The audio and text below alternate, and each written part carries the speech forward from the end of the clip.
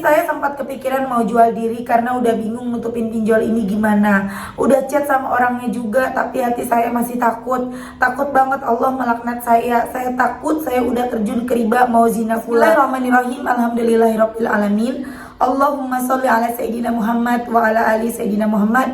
Assalamualaikum warahmatullahi wabarakatuh. Halo teman-teman, apa kabar? Mudah-mudahan teman-teman selalu dalam lindungan Allah Subhanahu wa taala.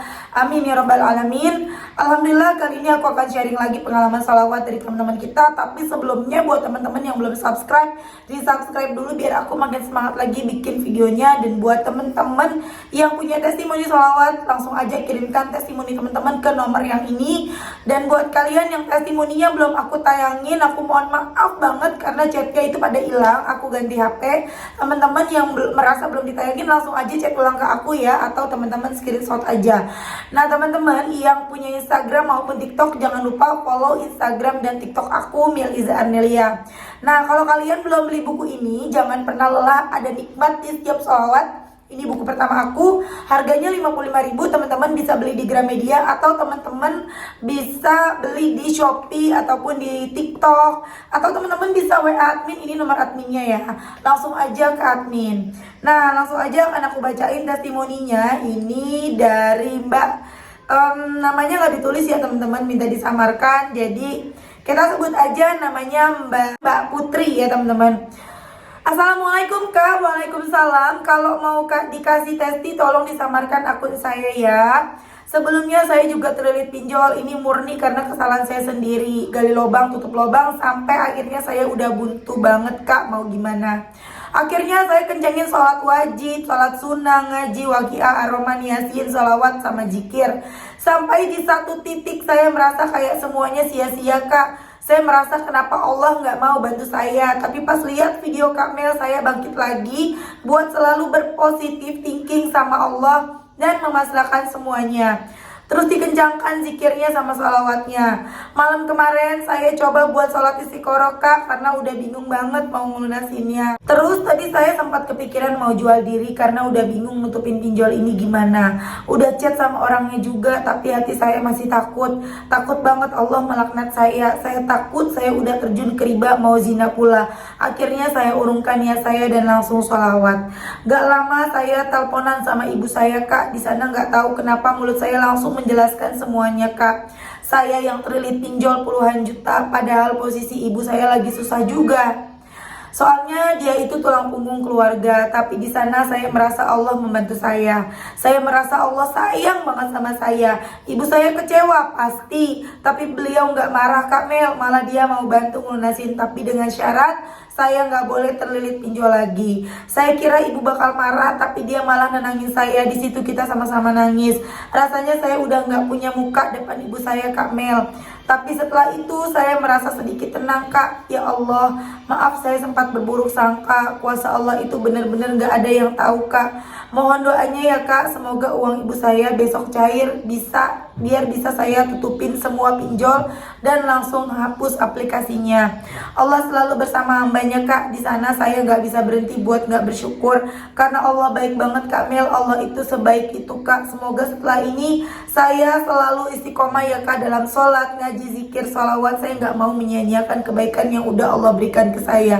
Masya Allah ya, itu tadi testimoni dari Mbak Putri, bukan nama sebenarnya ya, nama samaran. Jadi Mbak Putri ini bingung, punya utang puluhan juta di pinjol, udah nyoba deketin Allah, udah nyoba baca sholawat, ngaji, semuanya dikerjain sholat tepat waktu, tapi masih stres tuh, masih bingung gimana gitu ya. Sampai akhirnya berniat untuk jual diri, udah sempat chat-chatan tuh sama orang yang mau dia tempat buat jual diri gitu ya. Tapi alhamdulillah berkah sholawat, Mbak Putri ini diselamatin sama Allah, nggak sampai melakukan hal-hal yang buruk ya. Tuh teman-teman ya, jadi apapun masalah kita, walaupun kita udah terpojok, udah terjepit, udah di ujung tanduk, tapi tetap aja kita sholawatan terus aja. Biarpun kita udah stres kayak gimana, terus aja sholawat ya teman-teman. Insya Allah dengan sholawat itu menjadi wasilah nyelamatin kita dari hal-hal yang buruk seperti yang dialamin sama Mbak Putri. Alhamdulillah ketika cerita ke ibunya, Allah berikan kekuatan hati sama ibunya bisa bantu, ibunya bisa nolong. Kita doakan sama-sama ya, semoga tadi yang dibilang mudah-mudahan uangnya bisa cair, amin. Mudah-mudahan bisa langsung melunasin utang pinjolnya Mbak Putri. Mbak, jangan sampai terjerat pinjol lagi ketika nanti sudah lunas semuanya. Jangan sampai ninggalin sholawat, karena itu kuncinya. Ketika kita rajin sholawat, otomatis nih kita jadi benerin ibadah kita. Paling nggak kita nggak sampai ninggalin sholat. Dan dengan seperti itu kita terhindar dari perbuatan-perbuatan yang buruk ya Mbak ya. Lanjut, aku akan baca testimoni berikutnya. Ini kisahnya mirip-mirip juga ya teman-teman. Nah yang ini dari Mbak YA. Assalamualaikum warahmatullahi wabarakatuh Mbak Melisa. Waalaikumsalam. Perkenalkan saya Mbak YA dari Batam Mbak. Kali ini saya mau sharing pengalaman sholawat Jibril yang udah saya jalani 6 bulan dan baru fokus konsisten sholawatnya sekitar 1 bulan ini. Dan saya juga mengamalkan Waqiah Yasin 40 hari walaupun belum tuntas 40 hari.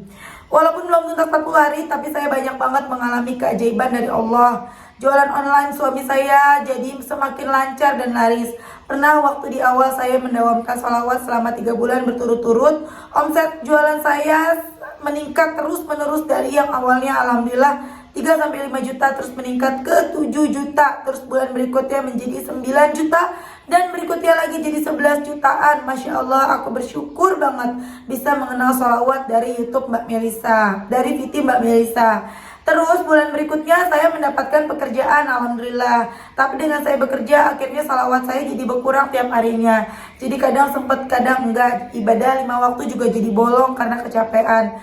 Di situ juga Allah seakan mengingatkan saya kembali dengan mengurangi omset jualan suami saya Mbak. Terus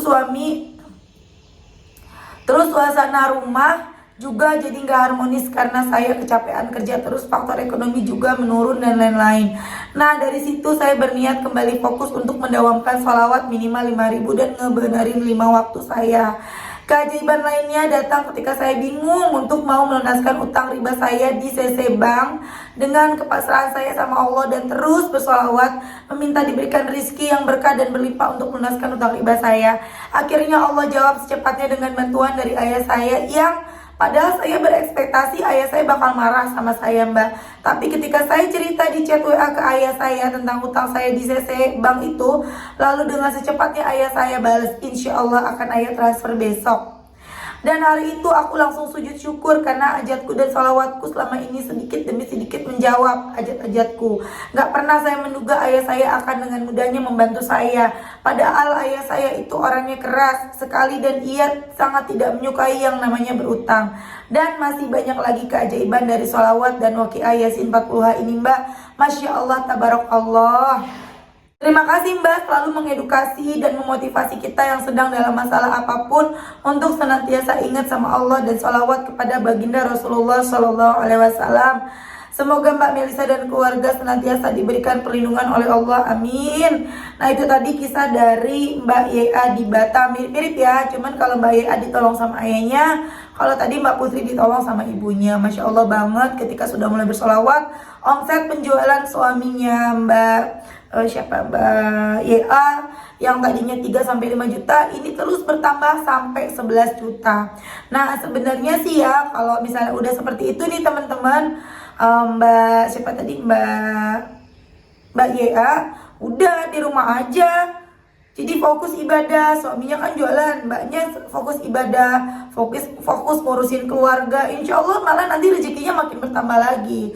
Kalau memang bekerja itu bisa menjauhkan kita dari ibadah ya, membuat kita jadi sholatnya bolong-bolong, membuat kita jadi berkurang salawatnya, ya mendingan kita di rumah aja. Kan tugas kita istri kan bukan bekerja ya teman-teman, kita di rumah ngurusin keluarga kita. Kecuali kalau memang suami kita nih tidak bekerja atau penghasilan suami kurang misalnya, nah kita bantu dengan bekerja. Itu pun jangan sampai membuat kita jadi kayak ninggalin anak, jadi menyengsarakan anak misalnya gitu ya teman-teman. Mendingan di rumah, apalagi omsetnya udah sampai 11 jutaan ya. Mungkin mbaknya masih mau bekerja karena mungkin kurang ya. Tapi kalau mbaknya yakin sholawatan insya Allah bertambah.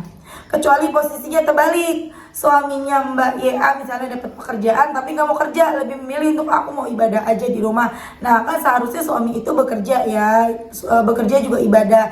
Tapi ini kan suaminya bekerja juga, bekerja online gitu ya, jualan online di rumah, menghasilkan yang lumayan besar hasilnya.